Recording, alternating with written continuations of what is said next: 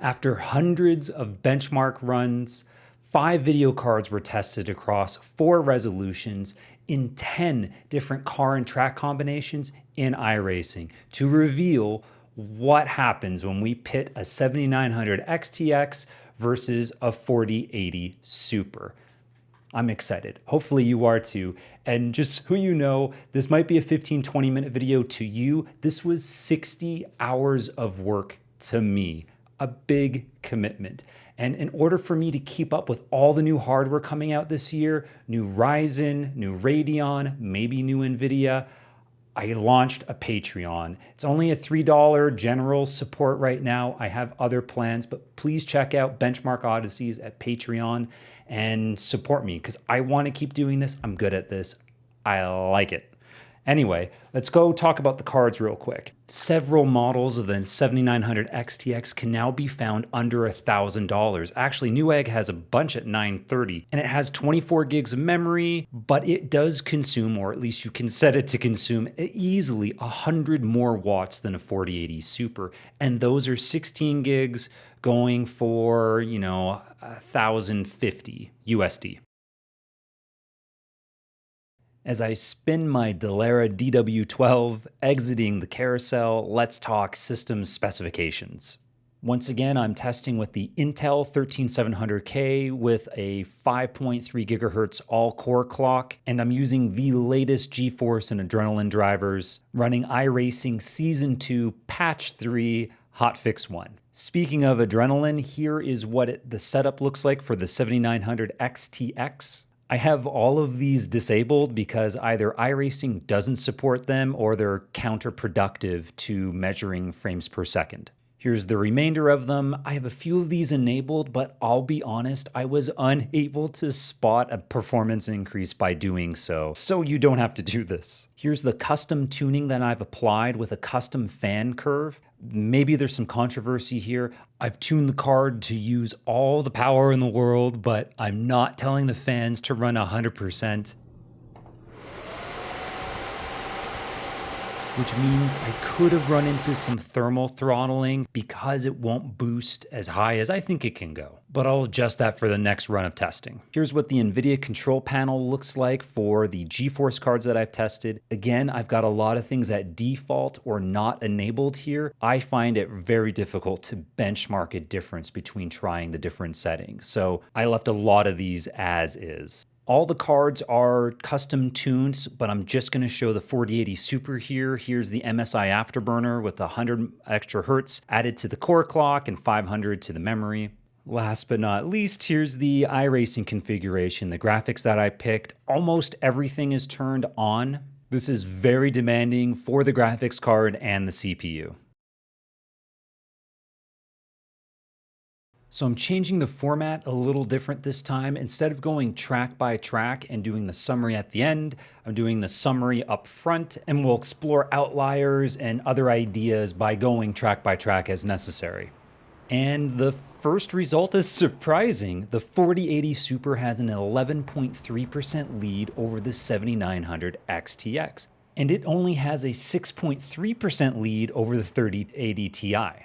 And we know at single screen resolution, simulators tend to be CPU limited. So when we flip over and we look at the GPU busy chart, that's what we see. Just as a reminder, this percentage represents the amount of time the GPU is doing meaningful work during the creation of each individual frame. Both the 4080 Super and the 7900 XTX would benefit from a faster CPU or a higher clock. VRAM usage is shown in the lighter yellow color, and in all of this testing, I did not notice any VRAM constraint, at least as far as capacity goes. So why don't I throw in my 7800X 3D and see what happens? Well, so I'm currently fighting with this B650 motherboard from MSI. I don't know why it won't play nice with the BIOS updates with the Gigabyte 4080 Super, but there's some kind of conflict.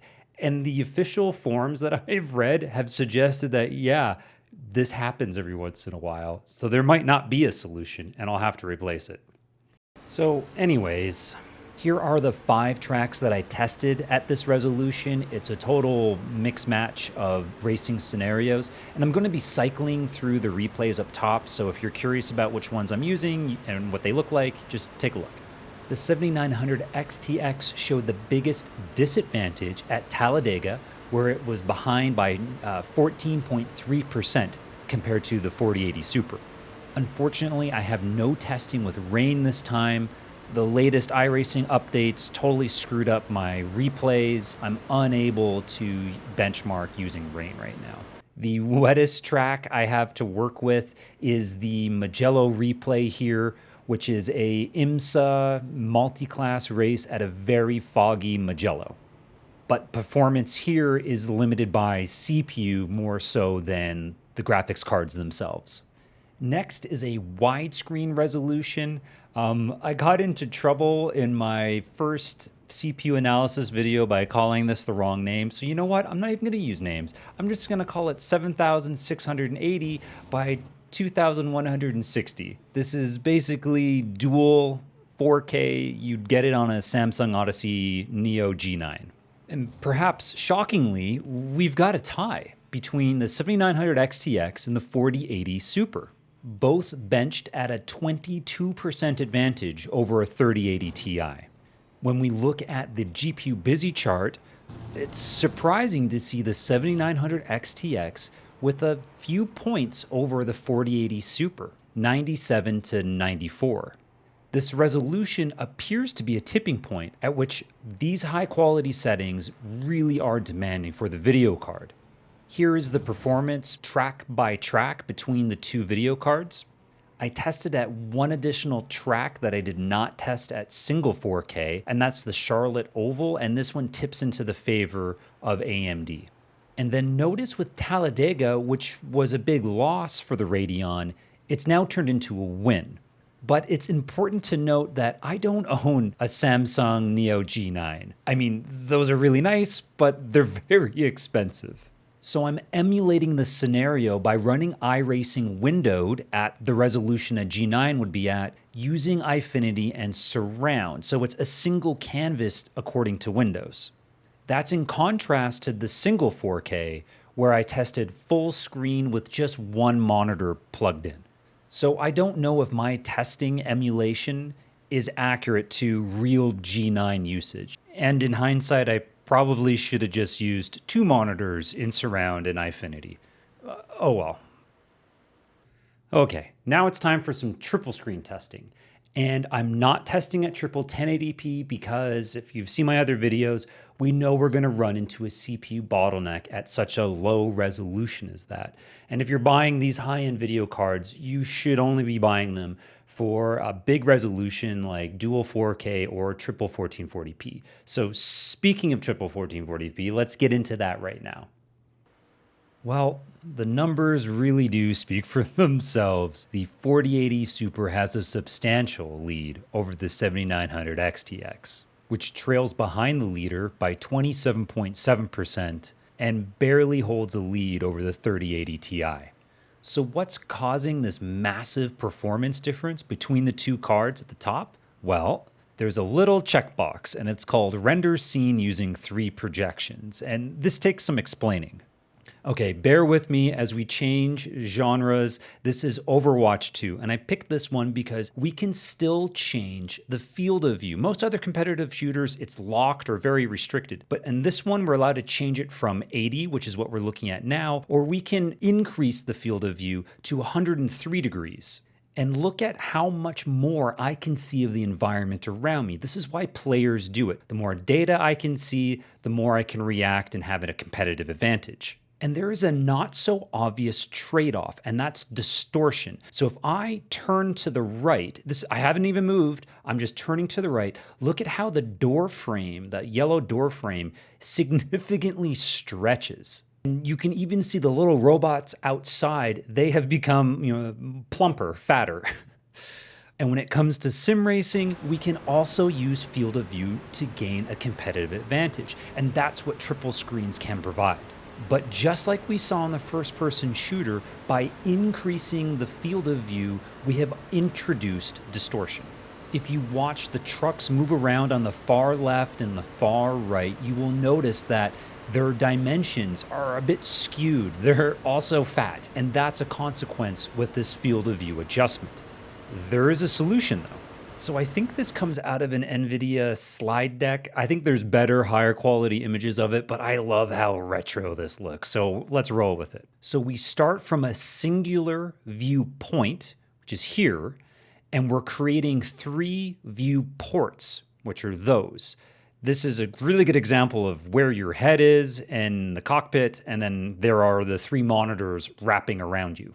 iRacing has deployed this natively within the simulator, and that's what happens when you check that box. You're saying, take all this geometry for one perspective, and I want you to do it 2 more times for the slightly different angles I have these side monitors set to. And your GPU and your CPU will work together to create those 2 additional viewports. Now, the screen right in front of you, it looks identical. There is no difference. I've highlighted that center screen in green.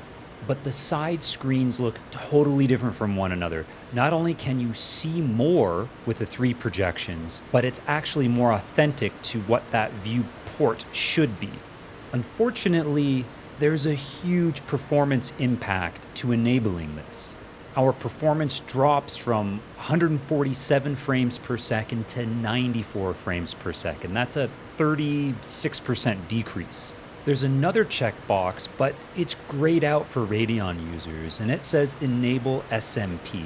That is a NVIDIA GeForce specific technology.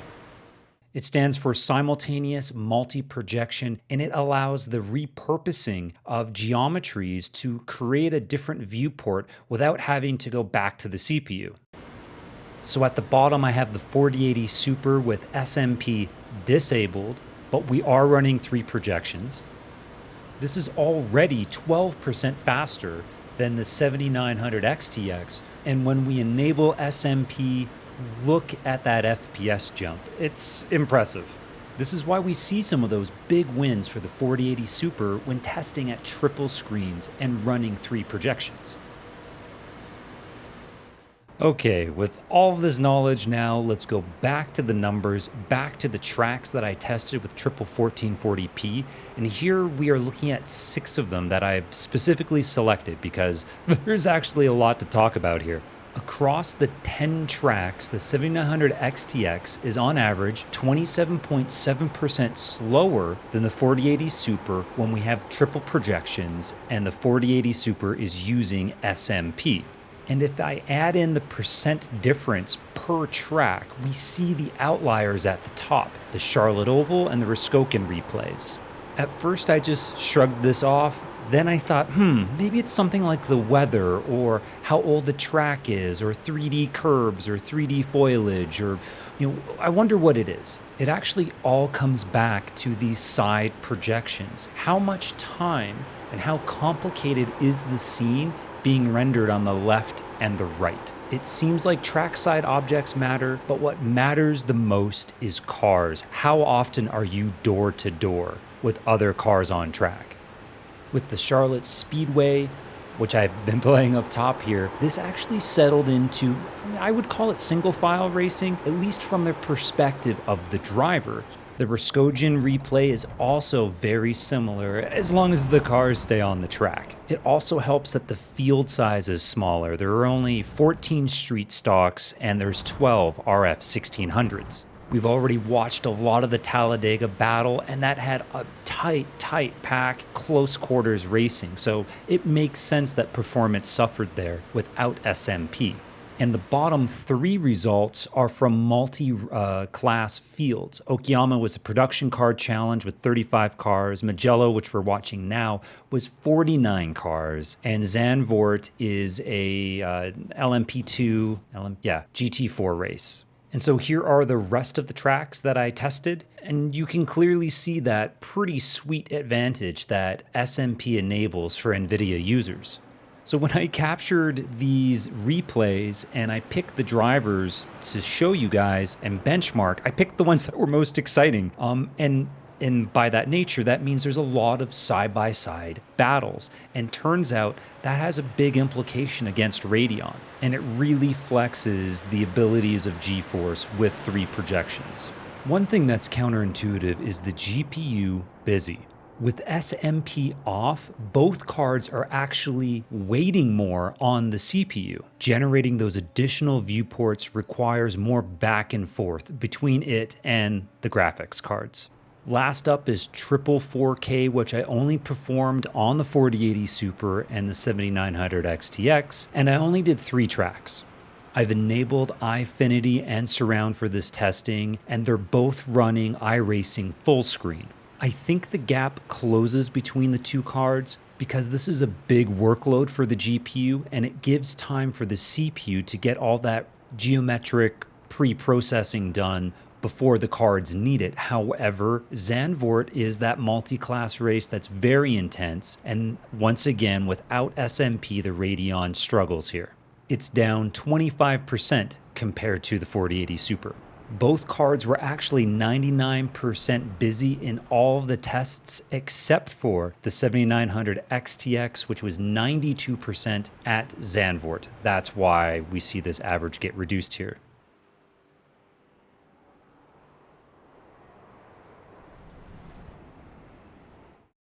So hopefully this analysis has shed some light on why the Radeon user experience is reported so different in iRacing from various users. And I think that's because we're using different resolutions, we're driving different situations, and people have their hardware configured differently. So starting with the resolution, at single 4K, the 7900 XTX behaves pretty close to a 4080 Super. It's within 10%, that's not bad. At dual 4K, it tied it. So I think the single screen performance is pretty good.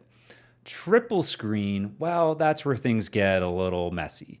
If you are a gamer that wants to have that perfect, pristine visual image, you want those 3 projections. You want to be able to look from corner to corner and have, well, really good rendering. GeForce is the way to go. The 4080 Super spanked the 7900 XTX. There's no way around it. Now, for me personally, I wear glasses. If I'm using triple screens and I'm looking at the apex most of the time, 90% of the time, I'm looking forward, I'm using that main monitor, the periphery for me, it's all blurry anyway. I don't care if there's distortion on the far left or the far right of the screen. That's just my hot take. You might feel differently about this. And the other thing that matters is, what series are you racing? If you're in an IMSA series, if you're in multi-class, having a Radeon is going to be more difficult for you because you are going to be limited without having SMP. So that depends on you and how you race. For part 2 of this analysis, what I want to do is use Intel's PresentMon 2. Gamers Nexus did a little preview on this. It's still kind of in the beta phase, but I am collecting results and trying to understand them. So I want to present that data to you. And I also want to do more single projection triple screen analysis between the 4080 Super and the 7900 XTX. I think a lot of Radeon users are in that camp. They don't really care about that periphery vision, kind of like I don't. So anyway, I'm going to present some results for them. Yeah, that pretty much concludes my video. So thank you for watching and stay tuned for updates with my channel.